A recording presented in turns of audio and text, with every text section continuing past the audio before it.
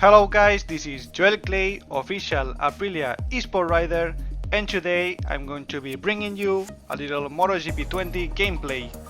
We are going to be racing, of course, as our great rider Aleix Espargaró, and we are going to get to the BRNO track, which has been a scenario of great Aprilia victories in the past, and let's hope it can give us great races in the future. As you can see, maximum difficulty 120%, so without further ado, let's get to the track. Before starting, I'm going to give you a couple of setup tips. The first one related to the gears. When it comes to adjusting your first gear, I like to put it on 5. Some other riders like to put it maybe on 0 or even 2 to have more sensitivity, and others like to put it at 10. The 10 value is going to give you a blasting start, but I do not recommend it because with the tire wear it can get you to crash afterwards during the race. And then your second, third and maybe even fourth gear, put them at 10 so you can have a nice acceleration on the lower gears.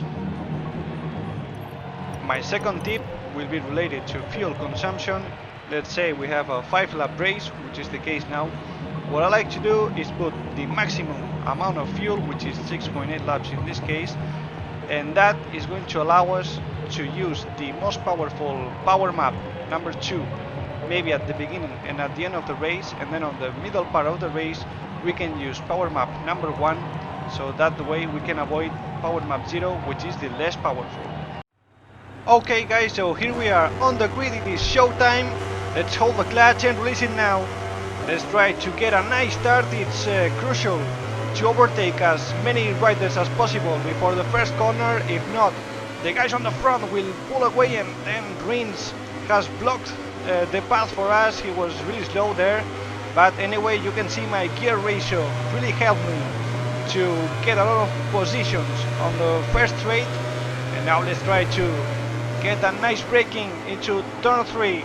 Braking, here we have Petrucci, here we have Miller, Crutchlow in front, a little bit of wheel spinning on the rear, and now it seems we've gotten up to the 7th position. Now let's get our power map down to 1, if not we are going to run out of fuel. And it's been a great start for us. We are on 6th place, we have the top 5 in front of us. Now let's try to cool down, and we have to try to overtake these guys one by one. Viñales has gone wide there. It is our chance, and now we assume 5th place. Let's see Viñales there trying to regain the position, but we left him no room. And now let's try to get side by side with Valentino on the straight down to the Kevin Schwantz corner, one of my favorite, if not my favorite spot of the track. And Rossi has to pick up the bike to avoid contact there. We have to be really careful because if we have a big contact with another rider, we'll get damage, and then our bike performance will be lower. And now let's get on the climb up. We can see Fabio in front, Marquez second, and Dovizioso our first target. We were really not close enough there. We struggle on the climb up because our Aprilia is not as powerful as the Ducati or the Honda.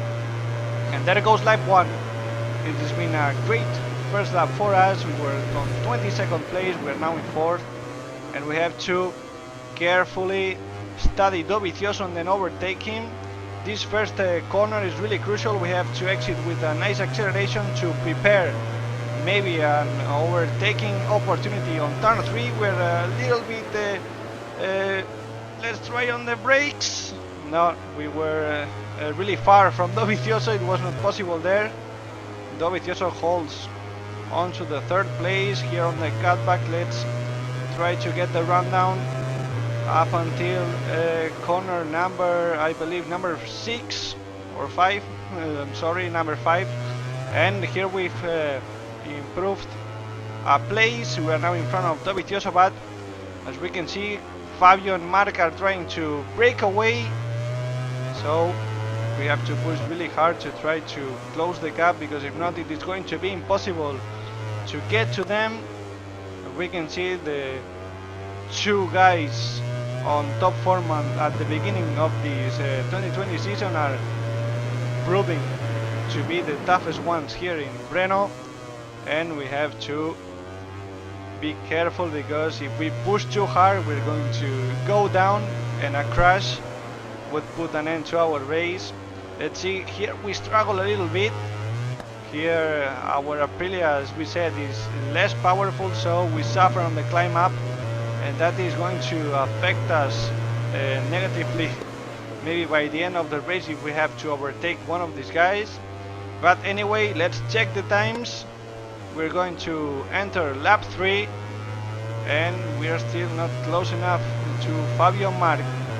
154.3 for Fabio, 154.1 for us, but it is not enough here. I'm going to tell you a tip about this first corner. You have to brake into the middle part of the corner and get down to second gear again.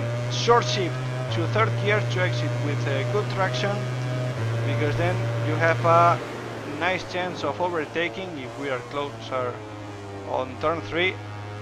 But as we can see, it's worked a little bit for us. We are getting a little bit closer to Fabio and Marc, but still these two guys are showing amazing pace, breaking down for turn 5 again, down to second gear. On this next corner we have to be really careful with the curve inside, because it can get you to lose traction and crash, which would be devastating for us. And now we're really close. Now we have to study Marc, but we have to be really precise. If we try to overtake him and we get tangled up in a battle with him, Fabio will pull away at the front and it will be impossible to get him. So now let's see if we can get the slipstream of Marc. Marc covers the inside, not possible here. Not possible to overtake Marc. Let's see, now the tire wear is really coming up and we were losing traction there on acceleration. Now we get to the climb up. We have to do something here, because if not they are going to get away. And as you can see, I've made a mistake. I put a third gear too soon and I've lost a lot of ground, and now I have to really push again, because we're going to get onto the penultimate lap. And if I don't do something about it, these two guys are going to get me and beat me. So we enter the penultimate lap. Third place for us. Fabio Marquez really strong at the front end. As you can see here, you have to aim for the middle part of this corner, and then by the middle of the corner it's like a V-shaped line here. If you do a U-shaped line where you are going to lose time. And as you can see, it's worked for us. We are getting closer again. Marquez still trailing behind Quartararo. Quartararo is showing amazing pace here in BRNO. So now let's try to push. Marquez is still in front. As we said before, we have to really avoid getting tangled up on a battle with Marc. Let's try to get him on the inside. Still him not giving any room for us. It is really tough to overtake Marc, and we're going to get to the last lap and a half, and if we don't do something about it, Marquez is going to block us and not let us go try to chase Quartararo. Let's try to get a nice acceleration coming out of here down to the Kevin Swan's corner. Let's see on the inside, there we go, very hard on the brakes, going a little bit wide. Marquez comes back on the inside. We have to pick up the bike to avoid any contact. Really dangerous situation there, and as we said, this is not what we wanted. If we get into a fight with Marc, Fabio is going to pull away at the front, so we have to try to overtake Marc. Marc covers the inside once again.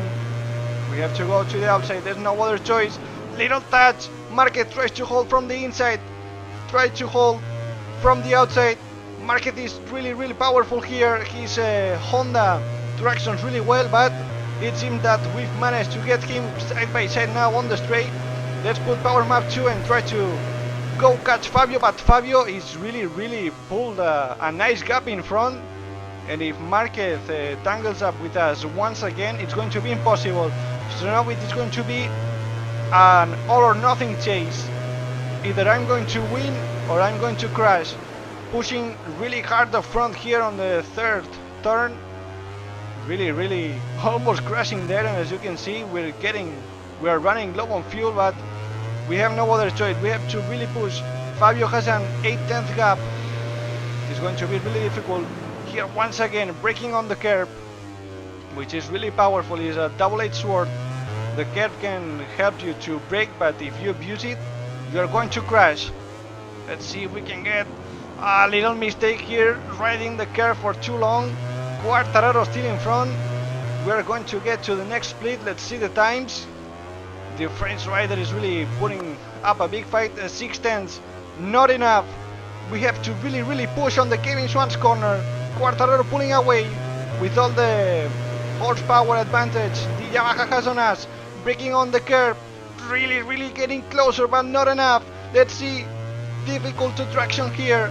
The tire wear is really high right now. And now here's where we struggle. But we on the first on the first part of the chicane, we've gotten closer.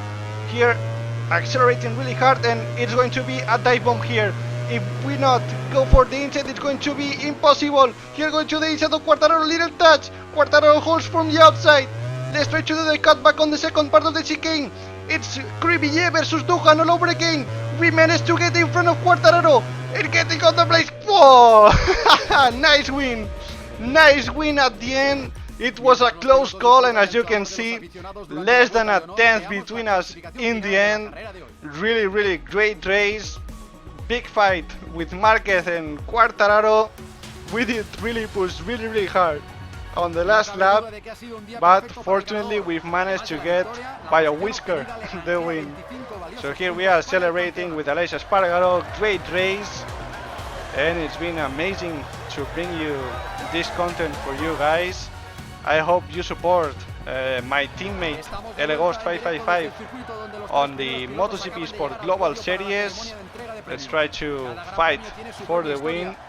And here we have Aleix Espargaro, who I hope also has a nice season. We've started not really well in Jerez, but let's try to improve by the next races. Goodbye.